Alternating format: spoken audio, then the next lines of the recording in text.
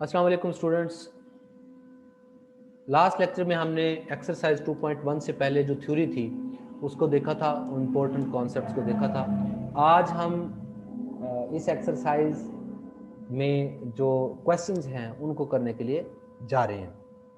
तो इसमें से वो वाले क्वेश्चंस मैं डिस्कस करूंगा आप लोगों के साथ जो कि स्मार्ट सिलेबस के अंदर इंक्लूडेड हैं। जैसे कि मैंने पहले आप लोगों को बताया था कि स्मार्ट सिलेबस में जो भी क्वेश्चन इंक्लूडेड होंगे हम उन पे फोकस करेंगे, उन क्वेश्चंस को करने की कोशिश करेंगे। ओके, ये मैंने इसका सोल्यूशन आप लोगों के सामने रख लिया है क्योंकि यहाँ पे जिस चीज़ों को एक्सप्लेन करना था। तो ये एक्सरसाइज 2.1 का क्वेश्चन नंबर 1 का थर्ड पार्ट आप लोगों ने करना है। तो थर्ड पार्ट क्या है हमारे पास, 0 +- 1 +- 2 and up to so on +-1000। तो अब आप लोग देखें कि जब इस क्वेश्चन को जैसे ही हम देखते हैं हमें पता है कि ये सेट ऑफ इंटीजर से बिलोंग करता हुआ हमारे पास एक सेट है। तो मैं इसको क्या लिख सकता हूँ, x सच दैट, ये इस टाइप के एलिमेंट है कि x बिलोंग्स टू z, ये सेट ऑफ इंटीजर से बिलोंग करता है। And x less or equal to 1000, इसकी वैल्यू जो 1000 तक है, 1000 या 1000 से लेस है, और -1000 से ग्रेटर है या इक्वल है, यानी कि -1000 से +1000 तक के नंबर इसके अंदर तमाम के तमाम इंटीजर्स मौजूद हैं। तो that was the first part. Okay, इसके अलावा जो हमने इसमें से करना है दैट इज 11th पार्ट। ये बाकी भी यहाँ पे आप लोगों को नजर आ रहे होंगे। 11th पार्ट क्या है इसमें जी, हमारा 11th ये है, set of all rational numbers between real numbers between 1 and 2, x such that x belongs to real number, किस सेट से बिलोंग करता है, रियल नंबर से, r लिख दिया। And x less than 2 greater than 1, between 1 and 2 है तो 1 and 2 आ गया। अगर फ्रॉम 1 and 2 होता तो 1 और 2 दोनों के साथ, लेस के साथ इक्वल भी आ रहा था कि 1 और 2 दोनों भी इंक्लूड हो जाते। तो ये हमारे पास बिटवीन था, तो इस वजह से x लेस देन 2 और ग्रेटर देन 1। तो ये 11th पार्ट आप लोगों को नजर आ रहा होगा, ये आप लोगों ने इसको करना है। क्वेश्चन नंबर 2 था, तो इसमें क्वेश्चन दिया हुआ है आप लोगों को सेट बिल्डर में, आपने डिस्क्रिप्टिव और टेबुलर फॉर्म लिखनी है उसकी। तो इसमें फर्स्ट पार्ट आप लोगों ने करना है, x belongs to n and x less or equal to 10, कि नेचुरल नंबर जो 10 या 10 से छोटे हैं तो इसको लिखेंगे कैसे, set of first 10 natural numbers. कैसे लिखेंगे, set of first 10 natural numbers. और आगे उसकी टेबुलर फॉर्म लिखी हुई है, पहले 10 नेचुरल नंबर होते कौन कौन से हैं, 1 2 3 से लेकर 10 तक। तो ये हमारे पास उसकी कंप्लीट फॉर्म बन गई। अच्छा, इसी तरह फिर हमने जब इसको देखना है, फर्स्ट पार्ट के बाद इसका जो स्मार्ट सिलेबस में फिफ्थ पार्ट आता है, फिफ्थ पार्ट ये है, x belongs to p, prime number है, एंड x लेस देन 12, यानी कि वो प्राइम नंबर जो 12 से कम है, 12 से छोटे हैं, set of prime number less than 12, यानी कि वो prime number which are less than 12। इसी तरह हमने और प्राइम नंबर होते कौन कौन से हैं, हैविंग टू डिवाइजर्स, यानी कि 2 3 5 7 11 13। तो 12 से छोटे लिखने हैं आपने प्राइम नंबर, तो 2 3 5 7 और 11 यहाँ तक जाएंगे। ये जो प्राइम नंबर आप लोगों को नजर आ रहे हैं, मैं इसको हाईलाइट भी कर देता हूँ कौन से नंबर्स की बात हो रही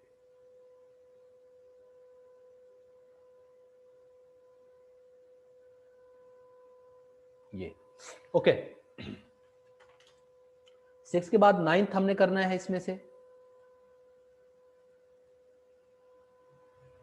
9th क्या है, x belongs to o, odd integers, x less or equal to 7 greater or equal to 5, यानी कि 5 से 7 तक। अच्छा, अगर ये लेस अकेला सिर्फ लेस का सैंपल होता ना यहाँ पे, मतलब अगर यही चीज कैसे लिखी होती, अगर ये चीज ऐसे लिखी होती, 5 लेस x लेस देन 7, कि x की वैल्यू 7 से लेस और ग्रेटर से 5 से ग्रेटर है, तो वो वाले ऑड नंबर्स लिखे। तो बल्कि नीचे वाला है 10th पार्ट, तो फिर वो नंबर जो greater or equal set of odd integers greater than 5 and less than 7, और इक्वल भी नहीं आएगा ना यहाँ पे, इसने हमें और इक्वल लिखा हुआ है। इसमें है set of integer from 5 to 7, तो 5 से 7 तक जो ऑड इंटीजर्स आएंगे वो 5 और 7 है, क्योंकि ये इक्वल भी साथ में लगा हुआ था तो इस वजह से 5 और 7 आए हैं। लेकिन जैसे ये मैंने लिखा, अगर ऐसे लेस देन का साइन होता, सिर्फ इक्वल ना होता, तो फिर 5 और 7 के दरमियान, 5 और 7 के अलावा कोई भी नहीं होता, तो वो एम्प्टी सेट आता, जैसे कि नीचे उसने दिया हुआ है 10th पार्ट के अंदर।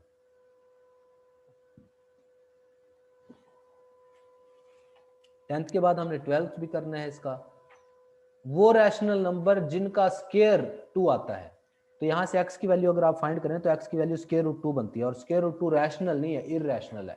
इसका मतलब इस कंडीशन को x square is equal to 2 को फिल करने वाला या सेटिस्फाई करने वाला कोई भी रैशनल नंबर नहीं एग्जिस्ट करता। इसका मतलब इसका आंसर एम्प्टी सेट आएगा, या set of rational number satisfying x square is equal to 2। ये डिस्क्रिप्टिव फॉर्म में आ गया, और ये जो है टेबुलर फॉर्म में भी साथ में लिखा हुआ है, यानी कि ये उसने डिस्क्रिप्टिव फॉर्म में लिख दिया सेट को। और टेबुलर फॉर्म में जब लिखेंगे तो इस कोई ऐसा एलिमेंट है ही नहीं जो इस कंडीशन को सेटिस्फाई करे, तो वो एम्प्टी सेट ही लिख देंगे। और इसके बाद लास्टली पार्ट नंबर 16 है जो हमने करना है।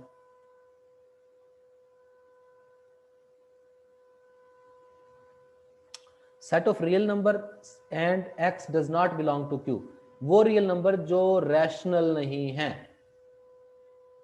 तो जाहिर है दो ही तरह के तो नंबर होते हैं रियल में, या रैशनल या rational. Set of real number which are not rational, ये तो इन वर्ड्स बता दिया। जब आप टेबुलर फॉर्म में लिखेंगे तो रैशनल वाले नहीं निकल जाएंगे, तो बाकी क्या बच गए, इरैशनल बच गए, तो क्यू प्राइम बच गए। टेबुलर फॉर्म में क्या बच गया, क्यू प्राइम, तो वो नंबर जो इरैशनल है। क्वेश्चन नंबर 3 में से स्मार्ट सिलेबस में कोई भी नहीं है कि कौन सा फाइनाइट है कौन सा इनफाइनाइट है, तो आप इसमें से अगर कोई रीड कर लें तो आपको पता चल जाएगा कि फाइनाइट और इनफाइनाइट क्या होंगे। जिनकी तादाद को आप गिन सकें वो फाइनाइट होंगे, जिनको ना गिन सके इनफाइनाइट होंगे। हमेशा याद रखना है कि एक से दूसरे नंबर के दरमियान चाहे जितना मर्जी छोटा सा नंबर हो, वो अगर रैशनल इरैशनल या रियल में से हैं तो वो इनफाइनाइट ही होते हैं। बहरहाल स्मार्ट सिलेबस में चूंकि इंक्लूडेड नहीं है, तो मैं चलता हूँ क्वेश्चन नंबर 4 की तरफ। इसका फर्स्ट सेकंड और 6 पार्ट हमने करना है। फर्स्ट क्या है जी, फर्स्ट था ए बी सी के दो प्रॉपर सेट लिखें। भाई प्रॉपर सेट का मतलब इससे छोटे, जो जेन्युइन इससे छोटे हों तो वो प्रॉपर सेट होते हैं। तो आपको ए बी सी के तो proper set, A B C के तो सबसेट 8 बन सकते हैं, उनमें से सिर्फ एक ए बी सी बजाते खुद इम्प्रॉपर होगा और बाकी सारे के सारे प्रॉपर ही होंगे, यानी कि इससे छोटे होंगे। तो आप इन सारों में से पहले का भी है तो ए और ए भी लिख दें, या अकेला ए और अकेला बी लिख दें, क्योंकि सात में से जो आपका दिल करे। ये सबका एक सबसेट तो ऐसा होता है जो प्रॉपर होता है 5, तो सबका एक सबसेट तो 5 लिख लेना आप, और उसके अलावा जो प्रॉपर सबसेट बनते हैं वो लिख लें।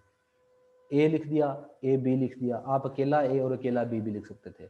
दूसरा पार्ट भी है आप लोगों ने करना, 0 और 1, तो 0 लिख दिया और अकेला 1 लिख दिया। इसी तरह आपने आखिरी लिखना है वो रैशनल नंबर जो 0 से लेस आर इक्वल टू 2 तक हैं, तो 0 से 2 तक 0 तो शामिल नहीं है, 0 से अगले रैशनल कौन कौन से हैं, 1 है, 1 और 2 है, और अकेला 2 भी लिख सकते थे, ठीक है ना। तो आप जितने मर्जी सबसेट्स यहाँ से बना सकते हैं।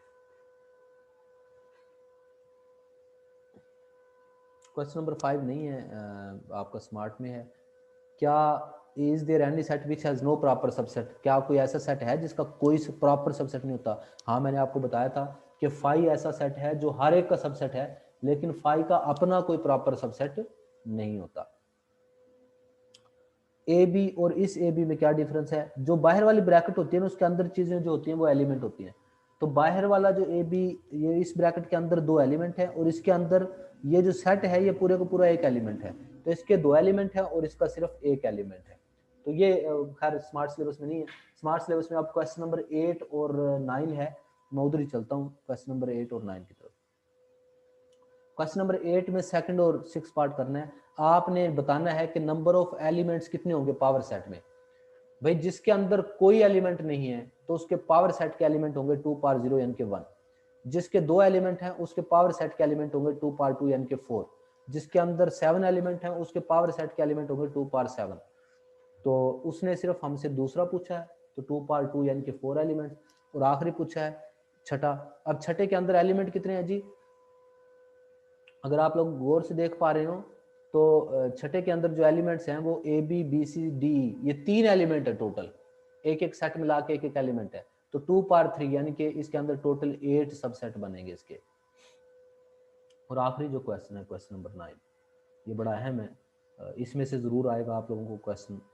क्या आपने पावर सेट लिखना है, किस किस का, दूसरे का और चौथे का। दूसरे का पावर सेट जब लिखने हैं तो प्लस माइनस मल्टीप्लिकेशन डिवीजन, तो पहले आप 5 लिखेंगे, फिर आप सिंगल सिंगल लिख लेंगे सारे, प्लस माइनस मल्टीप्लिकेशन डिवीजन, फिर 2-2 करके लिख लिया हमने सारों को रिप्लेस करके, फिर 3-3 करके लिख लिए, फिर आखिर में सारे के सारे चारों लिख दिए और सारों को एक बड़ी ब्रैकेट के अंदर लिख लिया। अब याद रखें, अब आपको कैसे पता चलेगा कि आपने कुछ छोड़ तो नहीं दिया, आपने गिन के देख लेना है। टोटल इसके अंदर एलिमेंट थे 4, तो इसके पावर सेट के अंदर एलिमेंट होने चाहिए 2 पावर 4 यानी कि 16। अगर 16 एलिमेंट हैं तो आपके आंसर ठीक है, अगर 16 से कम है तो इसका मतलब आपने कोई ना कोई चीज छोड़ दी है। फाइव के सबसेट, फाइव खुद सबसेट है सबका, और एक सेट के अंदर फाइव को खुद लिखेंगे, तो एक एलिमेंट था इसके अंदर, तो इसके 2 पावर 1 यानी कि 2 हमारे पास इसके जो है वो सबसेट्स बनेंगे। ये खैर नहीं है स्मार्ट सिलेबस के अंदर, स्मार्ट सिलेबस में ये आखिरी है A इंटू बी सी, तो ये 2 एलिमेंट हैं, एक एलिमेंट A है और दूसरा एलिमेंट ये बी सी सेट्स मैथ है। तो पहली दफ़ा 5 लिखेंगे, फिर सिंगल A लिखा, फिर सिंगल एलिमेंट बी सी लिखा, फिर अगली दफ़ा A और बी सी दोनों लिख दिए, मतलब टोटल 4 एलिमेंट्स बनेंगे पावर सेट के अंदर। ये हमारे पास इसका वे था। फिर आखिरी क्वेश्चन है कि कौन से इक्वल हैं, कौन से इक्वलेंट हैं। A B C 1 2 3 ये एक जैसे एलिमेंट नहीं, ये सिर्फ तादाद सेम है, तो इसका मतलब ये इक्वलेंट है। पहले 10 होल नंबर और ये भी तो पहले 10 होल नंबर ही हैं 0 से लेकर 9 तक, तो ये इक्वल हैं, सेम एलिमेंट है। तो पहला आपने करना था बैरल स्मार्ट सिलेबस में, पहला है, और छठा और सातवां है इनके आखिर में जो है 1 2 3 and up to so on 1 1 over 2 1 over 3। अब ये एक जैसे तो है नहीं, लेकिन पहले वाला भी इन्फिनिट है, दूसरा भी इन्फिनिट है, तो 1 1 क्रॉसपोंडेंस इनके दरमियान में हो सकती है, इसका मतलब ये इक्वलेंट है। और जो आखिरी को देखें तो एक फाइनाइट है और एक इनफाइनाइट है, तो फाइनाइट और इनफाइनाइट अगर सेट्स हों तो याद रखिएगा उनके दरमियान 1 1 क्रॉसपोंडेंस भी नहीं हो सकती। तो ये जो है हमारे पास ना तो इक्वल है ना इक्वलेंट है, क्योंकि ना तो इनकी तादाद एक जितनी है, ना ये सेम एलिमेंट्स हैं, तो इसका मतलब ना ये इक्वल है ना ही ये इक्वलेंट है। तो यहाँ तक कि हमारे पास एक्सरसाइज 2.1 कंप्लीट हो गया। इंशाल्लाह नेक्स्ट लेक्चर में हम एक्सरसाइज 2.2 को स्टार्ट करेंगे और उससे रिलेटेड जो चीज़ें होंगी बेसिक उनको हम देखेंगे। Thank you.